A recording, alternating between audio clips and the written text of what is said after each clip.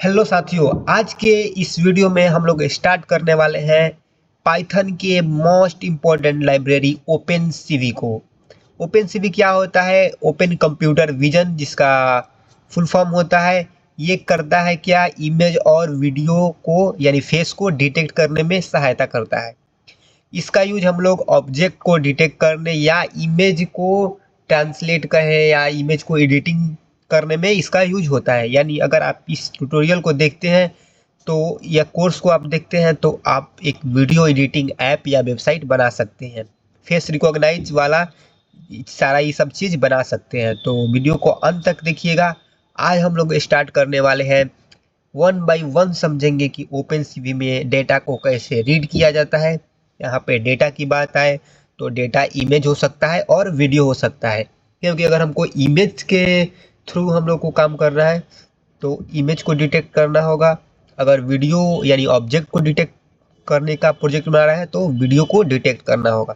Detect मतलब कि हाँ, वीडियो में क्या क्या चीज़ है उससे डेटा को फाइंड करना।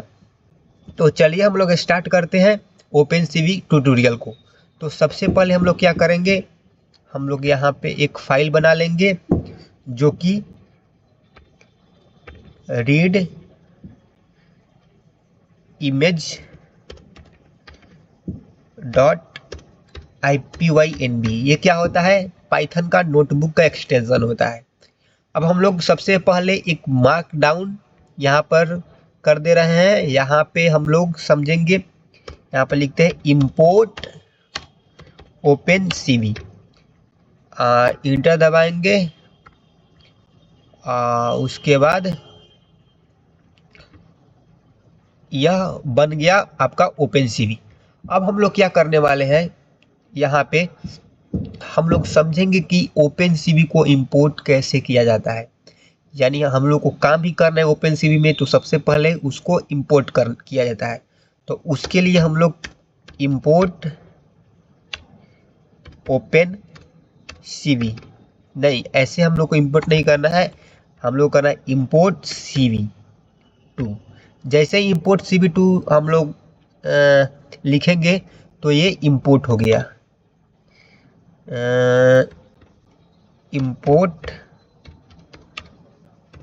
कमेंट कर देते हैं, इंपोर्ट ओपन CV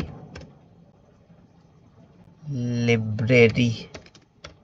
ठीक है, हम लोग ओपनसीवी लाइब्रेरी को इंपोर्ट कर दिए और इसको रन करते हैं तो यहाँ पे रन हो गया, यानी कुछ एक्सिक्यूट सक्सेसफुल हो गया, यानी हम लोग को इंपोर्ट हो चुका है। ठीक है, अब हम लोग आगे क्या करेंगे, आगे हम लोग समझेंगे कि इमेज को हम लोग रीड कैसे करेंगे। क्योंकि अगर हम लोग सबसे पहले इमेज को रीड करना सीखेंगे, कोई भी इमेज को सबसे पहले पहचानेंगे कि ये इमेज कैसे रीड होगा।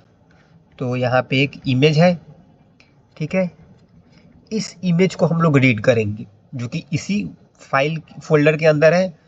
तो इसको हम लोग रीड करके देखते हैं कि यहाँ रीड होता है या नहीं, और रीड होता है तो कैसे, मतलब रीड होता है। तो चलिए इसका हम लोग कोड लिखते हैं। सबसे पहले एक वेरिएबल बनाएंगे इमेज नाम का, और इस इमेज में क्या करेंगे, हम लोग जो CV2 इंपोर्ट किए हैं, CV2 डॉट एक आता है IMRead फंक्शन। IMRead फंक्शन क्या करता है, यह इमेज को रीड करता है। तो यह फंक्शन में क्या क्या एट्रीब्यूट्स होगा, ये मांगता है पाथ को। तो हम लोग को इसी फोल्डर में है, तो हम लोग CPP syntax thumbnail, CPP syntax thumbnail .jpg, ये हो गया हमारा पाथ। ठीक है, तो हम लोग इमेज को रीड कर लिए। अब इमेज को रीड किए तो यहाँ पे कमेंट भी कर देते हैं ताकि आप लोग को समझ में भी आएगा। रीड इमेज, यानी यहाँ पे इमेज को रीड किया जा रहा है। अब क्या करें, हम लोग इमेज को रीड कर लिए, अब हम लोग इमेज को दिखाएंगे। ठीक है, तो इमेज को दिखाने के लिए CV2 डॉट एक फंक्शन आता है IMRead। क्या आता है? IMRead फंक्शन का यूज करेंगे, और यह दो एट्रीब्यूट्स मांगता है। सबसे पहला कि आपका विंडोज का नाम क्या होगा और दूसरा आप किस इमेज को दिखाना चाहते हैं।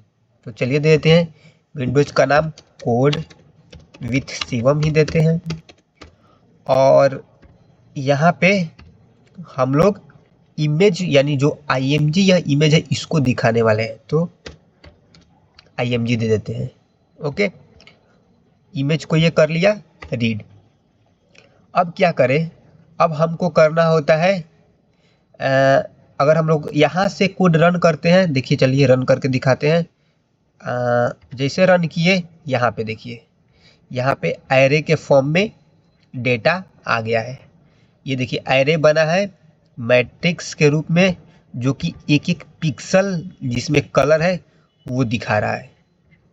ठीक है, तो यहाँ से हम लोग रीड किए, लेकिन हमको फिगर के रूप में रीड करना है, तो उसको देखते हैं। सबसे पहले हम लोग करेंगे cv2.wait की, वेट की का यूज करेंगे और इसमें 0 पास करेंगे। ये क्या करेगा, जब तक आपका इमेज, यहाँ पर इमेज आया था लेकिन यह हट गया, इमेज शो हुआ था लेकिन इमेज हट गया।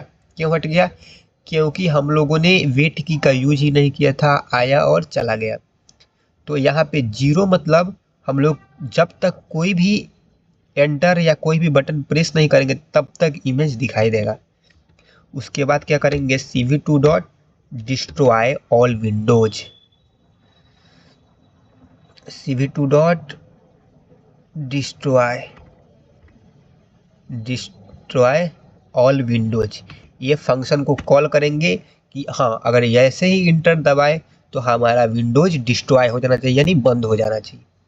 इतना करने के बाद हम लोग इसको रन कराते हैं, इसको रन कराते हैं तो यह सक्सेसफुल रन हो गया।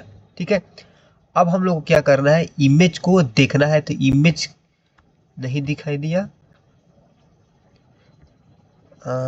इसको रन करते हैं, रन भी हो गया। इमेज क्यों नहीं दिखाई दिया, cpp सिंटेक्स थंबनेल, थंबनेल भी सही है, .jpg, cv2 im रीड हो गया, cv2 ओ, यहाँ पे im रीड फंक्शन का यूज किए थे लोग, सही है। im शो, देखिए रीड करने के लिए हम लोग सेम ही फंक्शन का यूज कर लिए दिखाने के लिए।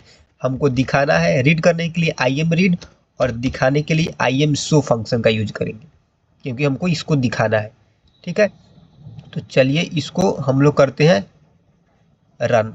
जैसे ही रन करेंगे यहाँ पे इमेज हम लोग को दिखाई देने लगेगा। यहाँ पे देखिए, यहाँ पे इमेज जो हम लोग को था वह दिखाई देने लगा, लेकिन यह बड़ा साइज में दिखाई दे रहा है। तो इसको छोटा कैसे करना है, यानी इसके लेंथ, हाइट और विड्थ को छोटा कैसे करना है, इसको हम लोग आगे समझेंगे। और जो यह इमेज बना है उसको राइट कैसे करना है, यानी इस फाइल को सेव कैसे करना है, सारा चीज़ आगे करेंगे। देखिए जैसे हम लोग इंटर दबाएंगे यह डिस्ट्रॉय हो गया और यहाँ पे 28 सेकेंड तक यह रहा और उसके बाद बंद हो गया। ठीक है, तो ये सारा था आपका ओपनसीवी से इमेज को रीड करना और इमेज को शो करना। यहाँ पे हम नोट्स टाइप में बना दें ताकि आपको समझ में आए।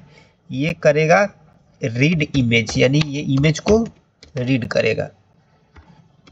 ओके, ये क्या करेगा, ये इमेज को दिखाएगा, यानी शो इमेज। उसके बाद ये क्या करेगा, ये वेट करेगा, वेट अंटिल प्रेस एनी की, जब तक आप कोई बटन प्रेस नहीं करेंगे तब तक यह वेट करेगा। और यह फाइनली क्या करेगा, ये कर देगा डिस्ट्रॉय ऑल विंडोज, यानी विंडोज को डिस्ट्रॉय करेगा। तो ये हुआ फंक्शन इमेज को रीड करना और इमेज को दिखाना। आगे हम लोग समझेंगे कि इमेज को हम लोग राइट कैसे कर सकते हैं, उसके बाद इमेज को रिसाइज कैसे कर सकते हैं, यानी लेंथ और ब्रेथ यानी को कैसे कम कर सकते हैं। तो ये सारा चीज़ आगे करेंगे। मिलते हैं अगले वीडियो में, तब तक के लिए धन्यवाद।